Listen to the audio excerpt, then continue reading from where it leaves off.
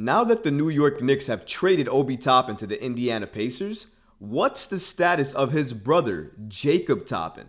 You guys do remember the New York Knicks signed the undrafted at the time, Jacob Toppin, to a two-way deal.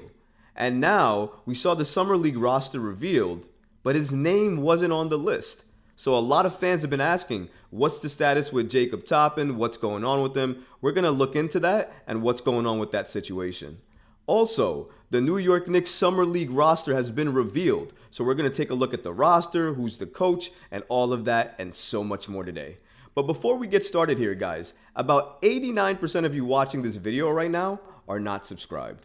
We are on the road to 5,000 subscribers, and we could really count on your support. If you like content like this, please go ahead and hit that subscribe button because it could really support all the great content that we're creating for you. And now, let's get started.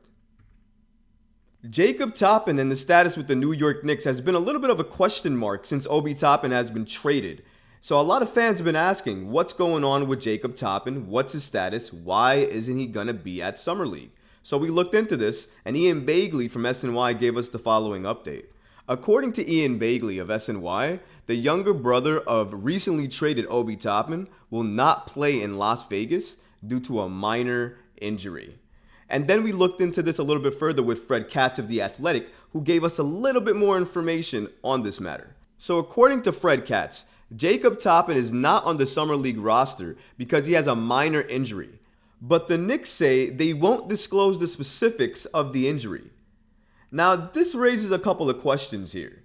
What's going on with Jacob Toppin? First of all, it's good to know that he's still part of the team now that we shipped off his brother to Indiana. So that's good to know that he's still at least part of the New York Knicks. But to hear that he has an injury, it's a little bit alarming because we didn't hear about any type of injury before. So to hear that he has one now is, a little concerning. But the fact that they're not releasing what the type of injury is that he has, that's a little bit concerning.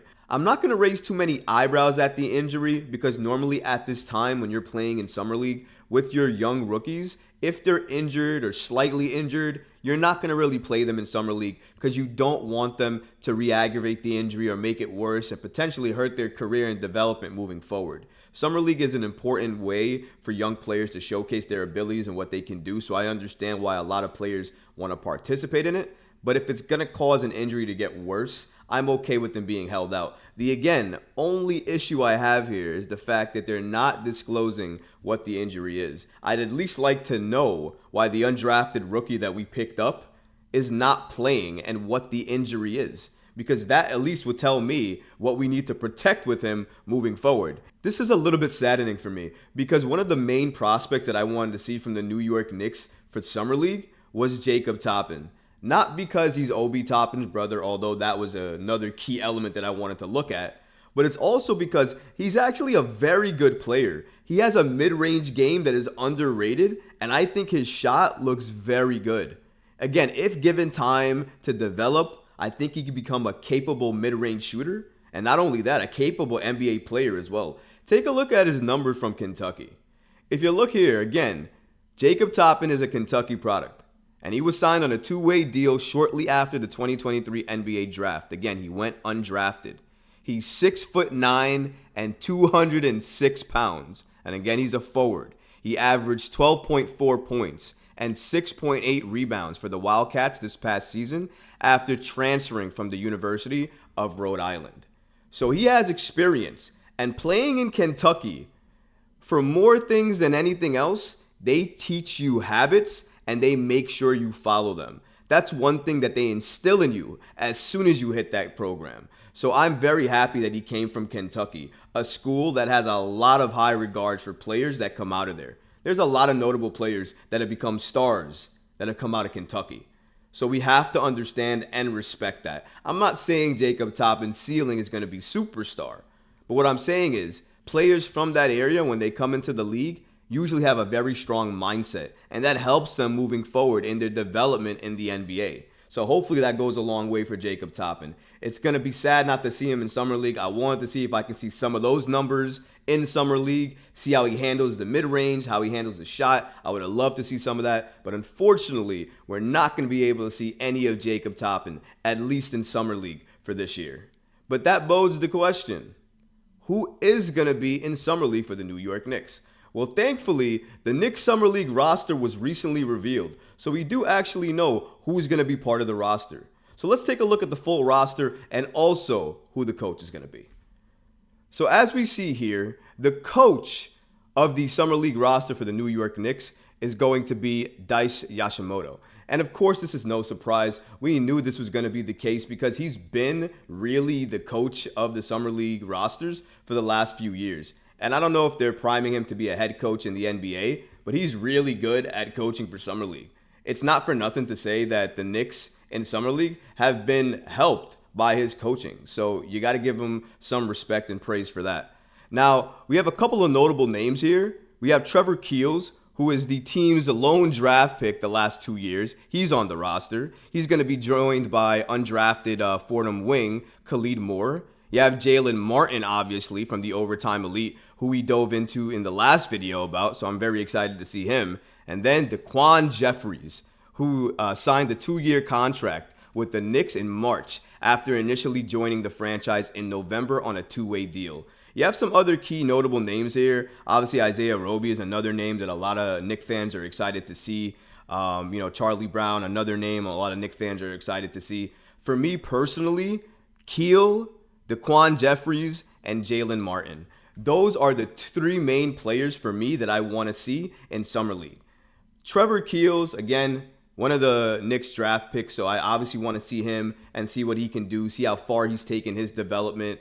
But Jalen Martin, I've been singing his praises for a while now, and I'm going to continue doing that. I got to see this kid play, and I can't wait to see Summer League start and this kid get a chance to compete. I think he's going to be very, very good.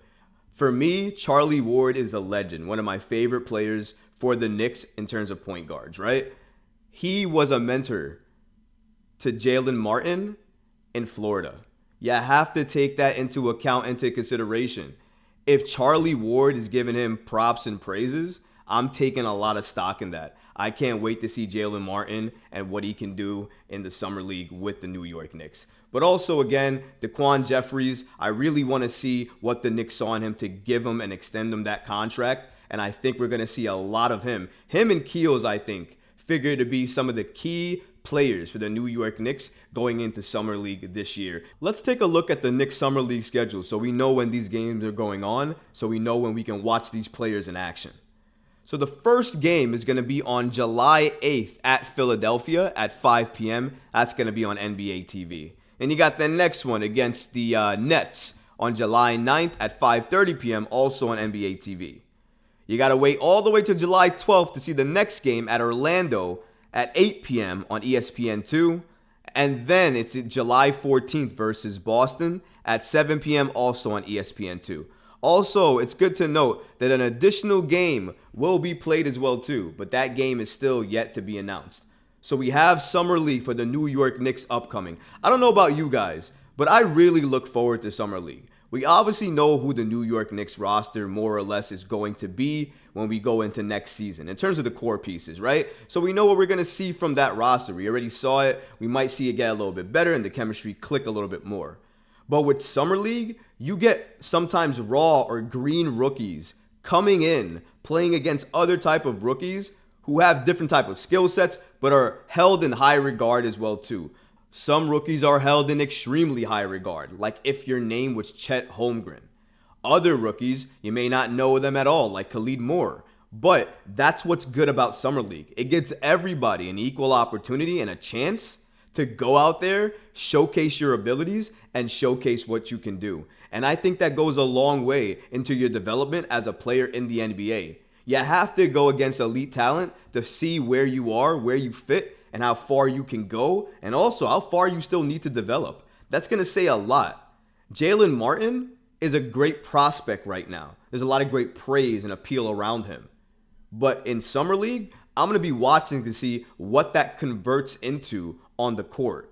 And if it does convert into something worth talking about, I am absolutely going to cover it because I want Jalen Martin to turn into something really, really special in this league. I think the Knicks found a gem in him, and I hope he proves me right when he takes the floor during Summer League against Philadelphia on July 8th. Summer League is normally not where stars are built or stars are made, but it gives you a key, a great look, a great insight into these rookies, what they can do, what their playing style is, how they deal with pressure, and more importantly, how they compete.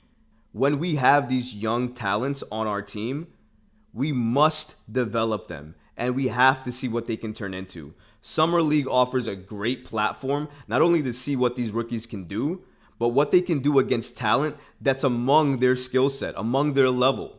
And I think a lot of rookies on this team right now for the New York Knicks roster in Summer League have a huge opportunity to showcase what they can do.